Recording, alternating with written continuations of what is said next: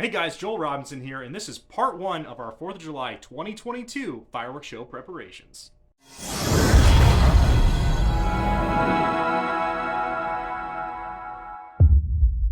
Alright, so these are my product totals. So what I'm going to be doing is going through, looking to make sure that I truly have, for example, 11 of the 9-meter silver gerbs with eMatch Instant. Because while my inventory tracking is pretty darn good, sometimes things are not counted correctly. So you see these blue and gold silver glitter 3-layer mines. They're basically a shot of 5, 1, 2, 3, 4, 5 that shoot almost like a slice cake. And because of issues with Proline this year, I decided I'm going to individually match each row to be their own slice cake. So I originally scripted thinking I had 20 shots divided by 5 would be 4 rows per cake, so 16 in the case. I thought I had 20, so I scripted to 20, realized I had 16, reduced down to 16, came back again. It says 20 shots. 1, 2, 3, 4, 5. So there's 25 shots because we got 1, 2, 3, 4, 5 by 5. So this is not 20 shots. It's 25 shots. So it's 5 rows here. So I do have 20 shots. And I'm going to go back to my script and I'm going to add in another 4 slice shots. I just opened this box of Z Brocade Sky Mines packed 4-1. And you'll see here Brocade Sky Mine, Brocade Sky Mine, Brocade Sky Mine, Silver Strobe Sky Mine. So that sucks because one of the 4 is not a Brocade Sky Mine, it's a Silver Strobe Sky Mine. So I'm going to go back to my show and take this one out. We have finished going through all of our inventory here. There's a couple things we're going to have to make adjustments on. We have these yellow star comets. I over-scripted, same with the purple, so I'm just going to pull a couple from the shows. And then, for example, Silver Cascade Comet with red and blue star mine. I have other Silver Cascade Comets, so I'm just going to substitute those in. The Brocade Sky Mine, there was only 3 in the case and not 4, so I'm just going to pull one from the show and re-script that. And then I have to go buy some stuff such as the ghost ring from Raccoon if I can find it, and also those fish effects. So let's go to the fireworks store. Yeah, so we're going to grab 2 of the neon jellyfishes. They're $1.14 each. Not that I want to buy them, but kind of need something like this for my show, and I know this is good, so we're going to grab both of these guys and continue our search for some flying fish. Okay, so I didn't know this, but we spent $200 some on these niner boards, and they gave us 20% back, so I went ahead and got some canister shells. I'm just going to throw these in my finale, and I also picked up some of these small flying fish cakes, as I was looking for flying fish, couldn't find them. These are probably too small for what I want, but if they work out when I look at the video, I'll use them too.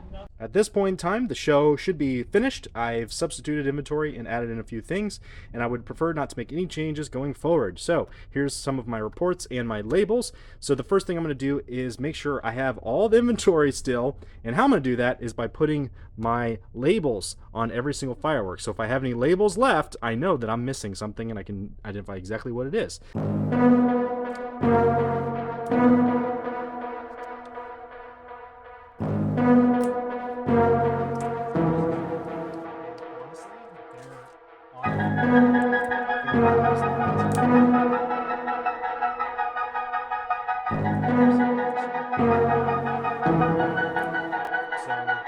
This shows us the part number of the product, the module we're going to be connecting to, the queue on the module we need to connect to, the position in my show, if it has an angle. For example, down here you'll see a green to the left with a -25, so it's at an angle to the left at -25. You'll also notice that these ones are black versus these ones not being black. That's because this has 2 E-matches right there, 1 of 2 and 2 of 2 on the same queue, so both in Q16 on module 12. So that's why it's showing it that way. So in this case, it's 2 Cascade Comets that are shooting like in a V pattern. So anyway, have all my cakes labeled. Now we're going to go do the single shots.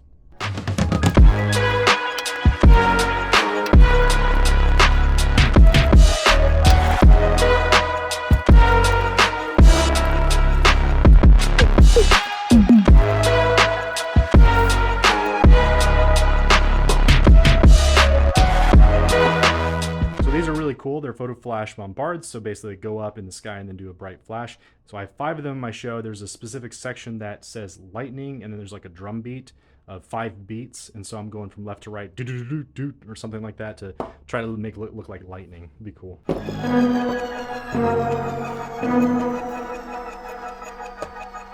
Everything is now labeled. These are all of our flames, gerbs, strobes, and all of our single shot effects. We also have all of our slice cakes and 60 millimeters labeled. Now we are ready to start preparing them for electric match. So our next step is we're going to cut open around the fuse on every single firework, and then we're going to bore a hole right into the lift charge of the first shot using a brass awl. So I'm going to show you the difference between one of the Proline cakes versus a non-Proline cake. For the Proline cake here, we opened up around the sticker, and there is this nice little plastic piece that goes right into the lift charge. So you can just remove this plastic piece, and there you go. There's where you put your match. So he is good to go. On the consumer cakes, we follow the fuse. Find the point that it goes into the lift charge, and then we take a brass awl. This is actually one of my favorite ones. You can get it on Amazon. I have a link in the description of all my videos if anyone is interested in getting it. And so this is a brass awl. It's non-sparking. That is the important thing. So you're using this to poke a hole directly where the fuse goes into the lift charge. So that way you know you're not going too high or too low into the plug or into the actual shell.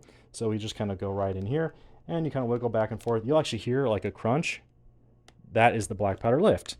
And so one thing to note is you do want to make sure that the hole is big enough for the electric match, including the shroud. I prefer not to pull the shroud back because that can create friction on the match head, and that is potentially very dangerous if it prematurely ignites. The other thing too is you don't want to go too far where this is a 200 gram cake. You see how long this tip is. In theory, you could puncture all the way through the cake, so obviously try to avoid that. Anyway, brass awl, that's the important factor here. Make a hole. In this case, I'm going to leave the fuse here. I don't need to remove it, but I am going to put a small piece of tape there because I match on site. I just prepare the cakes beforehand. All right, so some of my cakes, such as this laser lemon 9-shot from Pyroplanet, need to be double matched. Duration is 20 seconds. I need it to go shorter than 10. So if it's like 8 or 9, that's okay, but it cannot cross 10. So here's where the fuse is. So this will be the first shot. I went ahead and cut the top off so you can see the fuse goes like this, and that's the last shot. So I'm going to poke this shot and that shot, and then when we're on site we'll put 2 electric matches in there, and those will go into series, so when we light it, both this shot and that shot go at the same time. Now if this has a 2-shot finale, those would obviously go pretty darn quick, and then it'd shoot through together until they reach the middle, but effectively we're reducing the duration by half. Okay, so we're going to start turning these 25-shot, not 20-shot, fan blue and gold silver glitter 3-layer mines, which are basically 5 rows here. We're going to turn these into slice cakes. So how we're going to do this, first we got to take the paper and packaging all off, and then if we look on the side here, you'll see this part here where this fuse connects these tubes. We're literally just going to gently pull. Actually, I just noticed that went from that tube to that tube.